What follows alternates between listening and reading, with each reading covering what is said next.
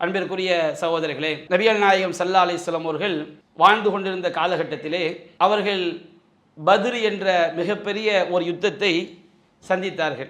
ஒரு புறத்திலே அந்த பத்ர் என்கின்ற யுத்தம் ரமதான் மாதம் 17ஆம் நாள் வெள்ளிக்கிழமை அந்த யுத்தம் நடைபெற்றது.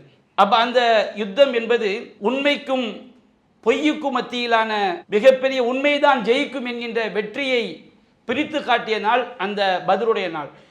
அல்லாஹ் ரப்புல் ஆலமீன் யௌமுல் ஃபுர்கான் என்று திருமறை குர்ஆனிலே பத்ருடைய நாளை அல்லாஹ் குறிப்பிடுகின்றான். உண்மையையும் பொய்யையும் பிரித்து காட்டிய நாள்.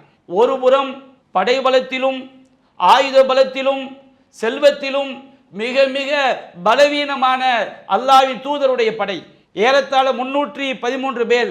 சில நபர்கள் கூட இருக்கலாம், சில நபர்கள் குறைவாக இருக்கலாம். ஆனால் எதிரி படையோ அவர்கள் ஆயுத பலம் மிக்கவர்கள், அவர்கள் மிகப்பெரிய செல்வ சீமான்களாக இருந்தார்கள், மிகப்பெரிய எண்ணிக்கையில் மிகப்பெரிய ஒரு கூட்டமாக இருந்தார்கள். அவர்கள் பெருமையோடு வந்தார்கள், பகட்டோடு வந்தார்கள். அபூ சுஃபியான் தலைமையிலே மிகப்பெரிய செல்வத்தை திரட்டி கொண்டு ஷாமிலிருந்து வியாபாரத்தை முடித்துவிட்டு வருகிறார்கள். அவர்கள் திரட்டி வந்த செல்வம் முஸ்லிம்களை வேரோடு அழிப்பதற்கான செல்வம். எனவே அவர்கள் மீது முன்னெச்சரிக்கையாக நடவடிக்கை எடுக்க வேண்டும் என்பதற்காக அந்த வியாபார கூட்டத்தை மறிப்பதற்காக செல்கிறார்கள். அபூ சுஃபியானுடைய படை தந்திரமாக, அந்த வியாபார கூட்டம் தந்திரமாக தப்பித்து விடுகிறது. அந்த அபூ சுஃபியான் மக்காவிற்கு கடிதம் எழுதுகிறார்.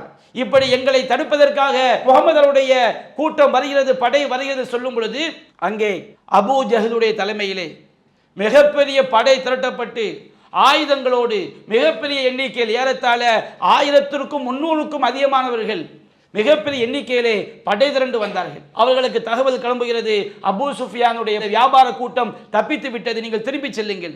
அபூ ஜஹல் சொன்னான், திரும்பி செல்வதா?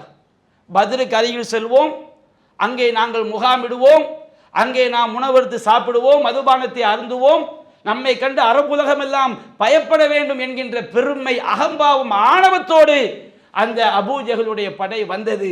அல்லாஹ் ரப்புல் ஆலமீன் அந்த நாளிலே 2 படை, நபிகள் நாயகம் ஸல்லல்லாஹு அலைஹி வஸல்லம் சஹாபாக்கள் ஆலோசனை கேட்கிறார்கள். நாம் என்ன செய்வோம்? வியாபார கூட்டத்தை பிடிப்பதா, இந்த படையை சந்திப்பதா? அங்கே அன்சாரிகள் சொன்னார்கள், அல்லாஹ்வின் தூதரே, நீங்கள் அந்த படையை சந்தியுங்கள் என்று சொல்லும் பொழுது அவர்கள் ஆலோசனையின் பேரில் அந்த மிகப்பெரிய படையை சந்திக்கிறார்கள். அல்லாஹ்விடம் பிரார்த்தனை செய்கிறார்கள், இறைவா உன்னுடைய உதவியை எங்களுக்கு தந்தருள் புரிவாயாக. இறைவா, இந்த படையை, இந்த முஸ்லிம்களின் சின்னஞ்சிறு படையை நீ அழித்து விட்டால் இதற்கு பிறகு நீ வணங்கப்படவே மாட்டாய் என்கின்ற அர்த்தத்தில் நபிகள் நாயகம் ஸல்லல்லாஹு அலைஹி வஸல்லம் அல்லாஹ்விடம் பிரார்த்தனை செய்கிறார்கள், கதறுகிறார்கள். அல்லாஹ் ரப்புல் ஆலமீன் மிகப்பெரிய வெற்றியை முஸ்லிம்களுக்கு கொடுத்தான். திருமறை குர்ஆனில் அல்லாஹ் கூறுகின்றான், வலகத் நஸரகுமுல்லாஹு ஃபி பத்ரின் வ அன்தும் அதில்லா. நீங்கள் மிகப்பெரிய பலவீனமான நிலையில் இருக்கும் பொழுது அல்லாஹ் உங்களுக்கு பத்ரிலே உதவி செய்தான். திருமறை குர்ஆனிலே அல்லாஹ் நமக்கு அதை சொல்லி காட்டுகிறான்.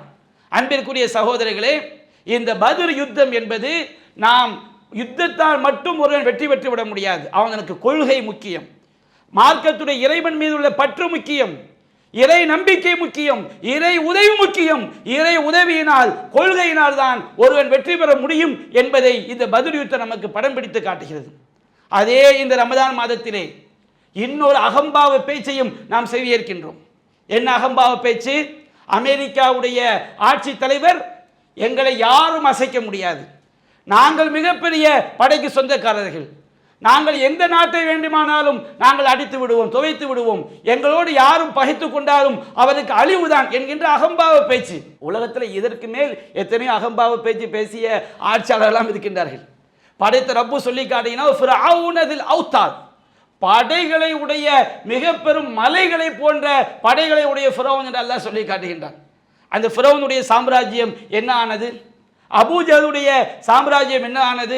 இந்த உலகத்தையே கட்டியாண்ட மிகப்பெரிய வல்லரசுகள் எல்லாம், ரோம் பாரசீகம் போன்ற பேரரசுகள் எல்லாம் இருந்த இடம் தெரியாமல் அழிந்த வரலாறுகள் முன்னால் நிற்கும் பொழுது ஆணவமான பேச்சுக்கள், எந்த விதமான நியாயமும் இல்லாமல், நீதியும் இல்லாமல், ஈரான் என்கின்ற நாடு அவர்கள் அணு ஆயுதம் தயாரித்து விடுவார்கள், அவர்கள் மீண்டும் தூரம் தாக்கக்கூடிய ஏவுகணை தயாரிக்க கூடாது, ஏனென்றால் அதை தயாரித்தால் இவர்களுக்கு ஆபத்தாகி விடுமாம் என்று சொல்லி சர்வதேச சட்டங்கள் எதையும் மதிக்காமல், எந்தவித நீதியும் இல்லாமல் ஒரு நாட்டை அழித்து விடலாம் என்கின்ற அடிப்படையில் அந்த அமெரிக்கா போர் தொடுத்தது அதனுடைய அகம்பாவத்திற்கு அல்லாஹ் ரப்புல் ஆலமீன் சரியான பாடத்தை காட்டிக் கொண்டிருக்கிறான். இறைவனான எதுவும் நடக்கலாம்.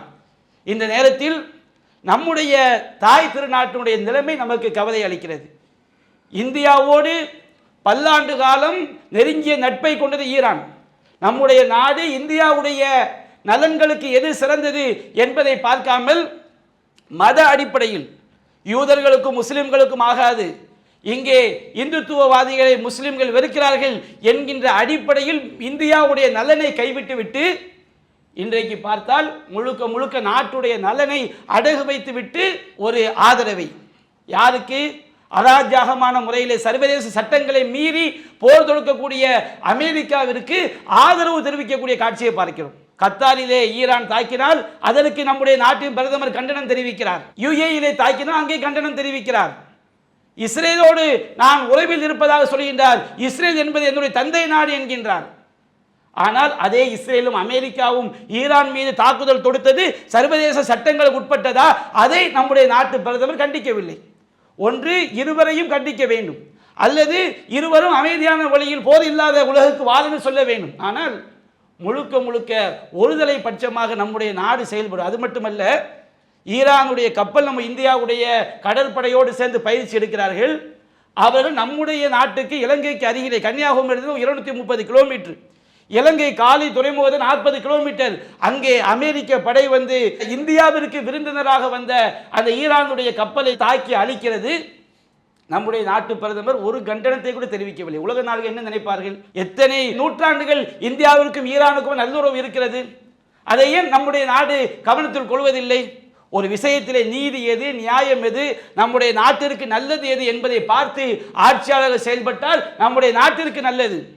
ஆனால் வேறொரு கோணத்திலே செயல்பட்டால் அது நமக்கும் பேரிழப்பாக பேரிடியாக அது ஆகிவிடும். இதை நம்முடைய ஆட்சியாளர்கள் கவனத்தில் கொள்ள வேண்டும். இது போன்ற அநியாயக்கார படைகளுக்கு எதிராக அல்லாஹ்விடம் பிரார்த்தனை செய்ய வேண்டும். அல்லாஹ் ரப்புல் ஆலமீன் அவனை நாடி இறைவழியில் நடக்கக்கூடிய நன்மக்களுக்கு அவனுடைய உதவியை வழங்குவானாக என்று கூறி என்னுடைய உரையை நிறைவு செய்கின்றேன். வாஹிரு தஅவானா அல்ஹம்துலில்லாஹி ரப்பில் ஆலமீன். அல்லாஹு அக்பர், அல்லாஹு அக்பர்.